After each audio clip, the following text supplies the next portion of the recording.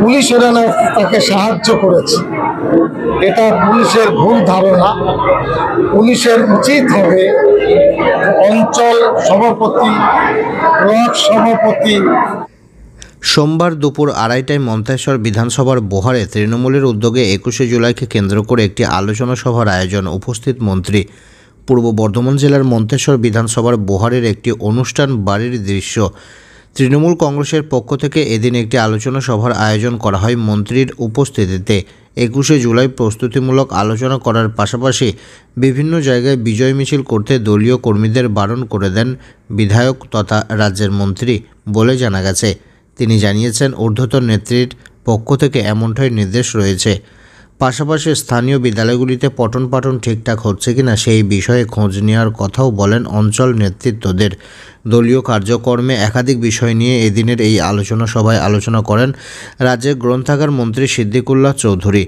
দলীয় কর্মীদের একযোগে কাজ করার নির্দেশও দেন তিনি স্পষ্টভাবে জানিয়ে দেন, যদি কেউ দলের সঙ্গে সংযোগ বিচ্ছিন্ন করে নিজের মতো কাজ করার চেষ্টা করেন, দল সেটা মান্যতা দেবে না বা মানবে না। এদিনের এই আলোচনা সভাতে উপস্থিত ছিলেন রাজ্যের গ্রন্থাগার মন্ত্রী তথা মন্তেশ্বর বিধানসভার বিধায়ক সিদ্দিকুল্লাহ চৌধুরী। পাশাপাশি উপস্থিত ছিলেন ব্লক তৃণমূলের সভাপতি হরিসাধন ঘোষ, পঞ্চায়েত সমিতির সহ সভাপতি গফফর মল্লিক, জেলা পরিষদের সদস্যা মৌসুমী মণ্ডল সহ তৃণমূলের নেতৃত্ব ও কর্মীবৃন্দরা। সাংবাদিকদের মুখোমুখি হয়ে কি বললেন রাজ্যের গ্রন্থাগার মন্ত্রী সিদ্দিকুল্লাহ চৌধুরী, শুনব।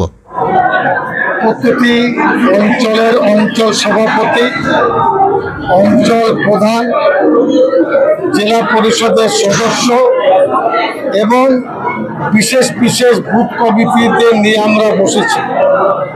প্রায় 1.5 ঘন্টা মতন আমরা আলোচনা করলাম।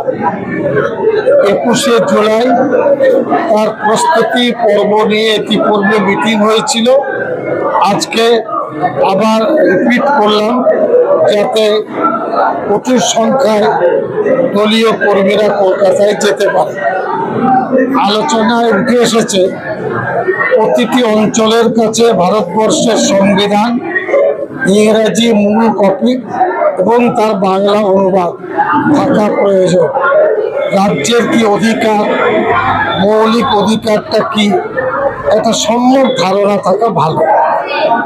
আলোচনায় উঠে এসেছে যে যে অঞ্চলে primary school, upper primary, high school এবং হায়ার সেকেন্ডারি, এই স্কুলে আমাদের দলের প্রতিনিধিরা তারা দেখভাল করবে।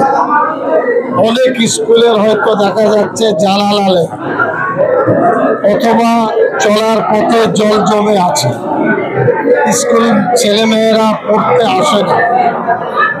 এই কিছু সমস্যা থাকলে আমরা সমাধানের চেষ্টা করব।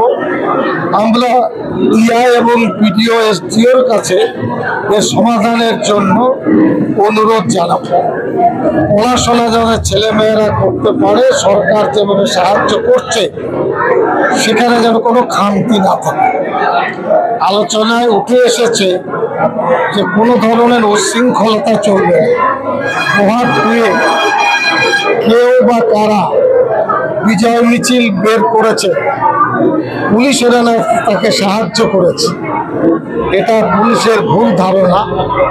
পুলিশের উচিত হবে অঞ্চল সভাপতি, ব্লক সভাপতি, বুথ কমিটি এরা সব বাদ দিয়ে কেউ যদি এককভাবে কিছু করে দলের সিদ্ধান্তের বাইরে কাজ করে সেটা ঠিক কাজ হবে না। দল বললে আমরা বিজয় মিছিল করব, এই সাবধানতার কথা আজকে আলোচনা হয়েছে।